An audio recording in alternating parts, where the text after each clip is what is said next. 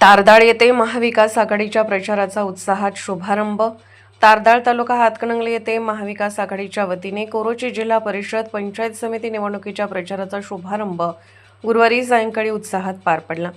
कोरोची जिल्हा परिषदेच्या महाविकास आघाडीच्या उमेदवार सौ दीपाली विनोद कोराणे, तारदाळ पंचायत समितीचे उमेदवार सौ अनिता पवन शिंदे तसेच कोरोची पंचायत समितीचे उमेदवार आनंदा शेट्टी यांच्या प्रचाराचा अधिकृत प्रारंभ करण्यात आला।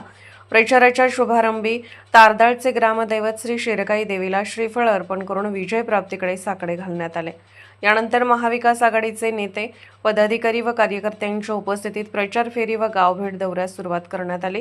कोरोची जिल्हा परिषद मतदारसंघासाठी महाविकास आघाडीच्या वतीने स्वाभिमानी शेतकरी संघटनेचे नेते राजू शेट्टी यांच्या पक्षाला उमेदवारी देण्यात आली असून त्या माध्यमातून सर्वसामान्य जनतेच्या प्रश्नांना वाचा फोडण्याचा निर्धार यावेळी व्यक्त करण्यात आला। उमेदवारांनी गावोगावी भेटी देत मतदारांशी थेट संवाद साधला। या प्रचार दौऱ्याला प्रत्येक भागातून उत्स्फूर्त प्रतिसाद मिळत असून नागरिकांनी विविध समस्या, अपेक्षा उमेदवारांसमोर मांडल्या।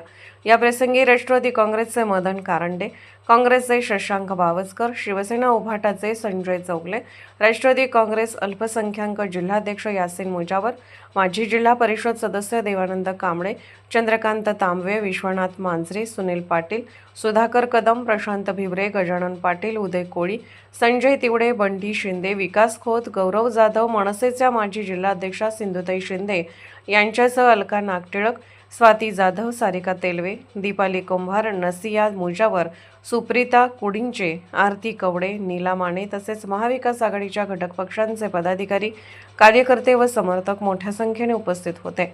महाविकास आघाडीच्या माध्यमातून विकास, सामाजिक न्याय, सर्वसामान्यांचे प्रश्न प्राधान्याने सोडवण्याचा निर्धार यावेळी उपस्थित नेत्यांनी व्यक्त केला। आगामी काळात प्रचार अधिक तीव्र करण्यात येणार असल्याचे संकेतही देण्यात आले।